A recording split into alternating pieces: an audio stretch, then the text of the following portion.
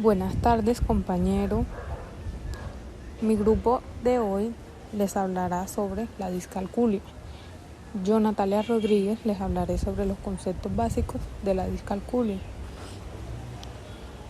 Esta se define como una disfunción en el aprendizaje del cálculo que afecta significativamente al rendimiento escolar. Esta afecta al 3 y el 6% de la población infantil. ¿A qué edad se detecta? Entre los 6 y 8 años, pero hay señales en la etapa de la educación infantil. Esta la podemos reconocer distinguiendo entre un niño al que se le dan mal las matemáticas y otro que realmente tiene dificultades en el aprendizaje de estas. También en la mayoría de los casos es un retraso que se evidencia únicamente en esta asignatura. Encontramos señales de alerta, aunque no se puede generalizar, las dificultades en la memoria, lenguaje matemático, habilidades visoespaciales. En la memoria encontramos el recordar las tablas de multiplicar, el significado de los símbolos, recordar los pasos para resolver cálculos. En el lenguaje matemático, expresar los procesos matemáticos, interpretar enunciados de problemas, comprender conceptos de posición, tamaño y dirección.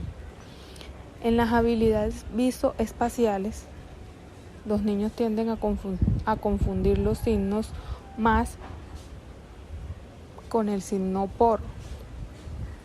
Invertir números como el 31 por el 3. Fallos en las series 1, 2, 3, 4 pueden continuar con el 6 y el 7. Se vuelan un número. Muy buenas noches, compañeros. Yo les voy a hablar sobre la clasificación y características de la discalculia. Podemos ver distintas clasificaciones sobre la discalculia.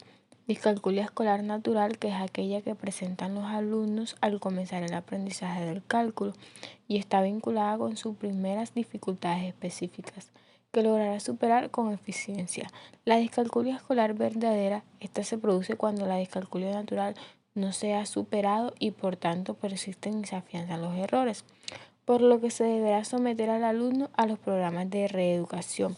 La discalculia escolar secundaria es la que se presenta como síntoma de otro cuadro más complejo, caracterizado por un déficit global del aprendizaje, es decir, no se trata de tener una dificultad en alguna asignatura, sino en todos los conocimientos o asignaturas que se le imparte.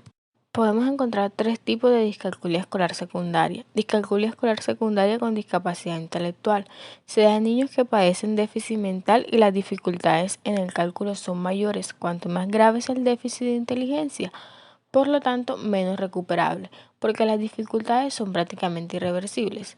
La discalculia escolar secundaria de los alumnos con dislexia, llegando al punto de que su actitud matemática que los distingue sufre deterioros tales como confundir las cifras cuando las lee o escribe, mal encolumnamiento de las cantidades en las operaciones, no realiza el cálculo mental ni tampoco los problemas por lo que no entiende el enunciado. Discalculia escolar secundaria de los alumnos afásicos. Un alumno afásico es aquel que sufre un trastorno grave en el lenguaje, a lo que se agrega una dificultad ante el cálculo. El pensamiento no logra expresarse adecuadamente por medio de las palabras, por lo que se observa el alumno fallas en el cálculo mental, incomprensión del significado de vocablos, frases u oraciones, así como deficiencia de la atención, la memoria y la imaginación. Clasificación según Koch 1974. Discalculia verbal, dificultad para nombrar cifras y términos matemáticos. Discalculia léxica, dificultad para leer cifras y signos matemáticos. Discalculia gráfica, dificultad para escribir cifras y signos matemáticos. Discalculia pratonóstica, dificultad para comparar cantidades de objetos de modo manipulativo. Discalculia idionóstica, dificultad para comprender conceptos y relaciones. Característica de la discalculia. Se considera la existencia de tres causas fundamentales y una determinante en la aparición de la discalculia. Causa lingüística. Es frecuente la aparición tardía del lenguaje en la anamnesis de alumnos con discalculia escolar. Causa psiquiátrica. Se observa con cierta frecuencia alumnos hipermotivados, pero con la duda reiterada de si se trataba de estados psíquicos anteriores a la iniciación del proceso del aprendizaje y el trastorno no era siempre específico. Las más de las veces obedecía a las dificultades en casi todas las asignaturas. En alumnos con psiquismo normal, las dificultades en el aprendizaje dan origen a cambios emocionales. Causa genética. Aparecen a menudo parientes cercanos que manifiestan en su infancia dificultades en el aprendizaje de las matemáticas. Causa determinante. Fundamentalmente consiste en fallas de las funciones de maduración neurológica, inmadurez o problemas en lectoescritura. Sobre estas tres circunstancias, lo que originó el cuadro de un solo factor, una única causa determinante, la causa pedagógica. Bueno, con base a las características mencionadas anteriormente, es importante realizar un proceso de evaluación de la discalculia. ¿Para qué se realiza una evaluación? Pues esto nos ayuda a conocer con exactitud qué problema está presentando el niño. Nos permite identificar cuáles serían estas dificultades que está presentando en el cálculo o en el caso del razonamiento. ¿Qué vamos a hacer para hacer este proceso de evaluación? Es importante determinar aquellas dificultades que presenta, donde en las evaluaciones podemos realizarle al niño dictados de números, copiado de números, cálculos que no estén estructurados ni mediante juegos o mediante gráficas. Cualquier situación problemática que se presente de manera lúdica también pues podrían ser los procesos para esta evaluación.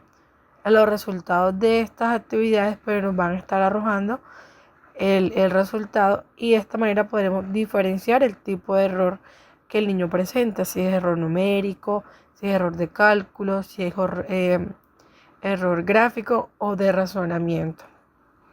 Esto con ayuda pues de las baterías cognitivas para poder identificar detalladamente cuál sería el déficit presentado en el niño.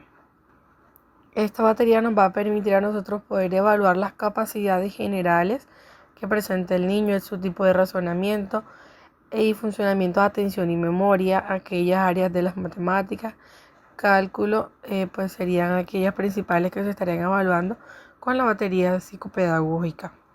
Ya teniendo claro este déficit en el niño presentado, ya esto pues nos brindaría dar un paso para poder identificar cuáles son los factores en los que estaría influyendo la existencia de esta dificultad. Podemos encontrar que se atribuyen dos tipos de factores, están los internos y tenemos los externos. Desde una perspectiva interna, esta se establece más que todo dificultades pues, que estén relacionadas con la representación interna. ¿En qué se enfoca esto? En los factores internos vendrían siendo las actividades de percepción motora, habilidades verbales, los fallos estratégicos, problemas de lectura, falta de conciencia, los pasos a seguir, falta de motivación.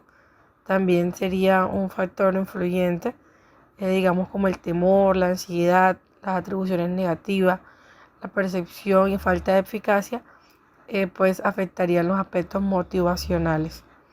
También la dificultad al proceso de atención, ya que no le permite mantener la atención para poder seleccionar aquellos estímulos relevantes e impulsivos. Continuando con los factores externos, influye muchísimo el medio familiar, el contexto escolar y como la metodología. En el medio familiar, pues suele ser principalmente la despreocupación o exigencia excesiva por parte de los padres. En el contexto escolar encontramos las deficiencias curriculares, ya que no se tienen en cuenta el nivel de competencia curricular inadecuada. Ahí sería como una insecuencia de los objetivos que se tengan pues en la escuela, siendo en este caso funcionales y significativos las deficiencias presentadas en la escuela. En el caso de la metodología influye muchísimo la falta de la claridad en la explicación por parte de los profesores, ya que muchas metodologías de explicación es muy poco activa y muy poco participativa, siendo un poco más magistral, y no pues se brindarían o no se brindan ayudas visuales, sino más que todo explicativas y de poca participación. Ahora es importante tener en cuenta que según los resultados podemos reconocer si la discalculia vendría siendo por un déficit médico o por un déficit educativo. Y siendo pues médico, existen tratamientos generados por médico general, un médico especialista en psicoterapéutico o fonoaudiológico en el caso que el niño pues que no tenga buena percepción. En el tratamiento educativo pues es importante pues para intervenir primero que todo tener claro cuáles son estos errores que está presentando el niño, algo específico pues para poderlo tratar. Es necesario también saber qué dificultades digamos esté afrontando el niño que no se expliquen digamos en una lección o enfermedad que haya sufrido el niño. Se trata de digamos algún trastorno en el desarrollo, entonces eso pues hay que tenerlo claro. Si es simplemente de discalculia, pues entonces se hace ese proceso de evaluación. Si digamos llega a tener alguna alteración adicional de aprendizaje como disgrafia, dislexia u otra, pues esto también puede ir relacionado y se debe pues mostrar en la respectiva evaluación. Es importante tener muy claro esto para que digamos el proceso del tratamiento se intervenga de una manera correcta, porque si no se realiza, pues esto lo va a estar digamos acarreando en todo su proceso escolar, donde se va a estar viendo este fracaso escolar por base de la misma discalculia, o incluso en muchos jóvenes la deserción escolar, ya que pues no se sienten con la capacidad de poder cumplir con esta, digamos, con esta responsabilidad, en el caso pues de la discalculia, que es algo pues que se puede tratar de una manera efectiva. Por este motivo es que debemos tener claro que la discalculia no más que todo significa que es que un niño no puede aprender, sino que digamos es un poco más, necesita un poco más de atención que los demás, como pues se menciona, recorrer un camino más largo que los otros niños. Entonces, por la reeducación consiste más que todo en esto, en buscar la manera de enseñarle al niño a aprender a manipular los números desde distintas perspectivas, con la idea pues de que lo pueda entender siendo práctico para el beneficio del niño. Como qué actividades pues o qué necesita un niño con discalculia. Pues necesita realizar actividades didácticas. Un niño necesita pues mucho más atención, que la enseñanza sea mucho más intensa y explicativa a comparación de los otros niños pues sobre el sentido numérico. Que haya mucha más práctica en el sistema numérico, que el repaso sea constante en todos los trabajos pues que contengan esta dificultad. Para hacer este proceso de reeducación es importante tener en cuenta un tiempo, digamos, específico con un especialista que lleve al niño a ese proceso para que pueda ser eficaz. Entonces, teniendo claro estos objetivos, se puede mantener un resultado y también lograr que el alumno alcance los objetivos planteados. Haciéndolo de manera individual. Es muy importante que el proceso de reeducación se realice de manera individual mediante actividades didácticas como fichas de dominó, donde se van a estar asociando los números con las imágenes de manera didáctica, aquellos problemas de apoyos visuales, para poder verificar también las ventajas y problemas sencillos, ver cómo lo plantea, preguntas directas y poderlo acompañar en este proceso. En otros casos también se puede utilizar su entorno, digamos hacer ejercicios con las cosas que contemos con nuestro alrededor de una manera sencilla, poder realizar operaciones aritméticas. Entonces con todo este proceso se busca obtener el objetivo de aquella intervención para poder superar las dificultades presentadas en el niño, tanto en el proceso del cálculo matemático y lectoescritura matemática también. ¿Con qué propósito? Pues obtener en el niño un óptimo rendimiento escolar. Muchas gracias.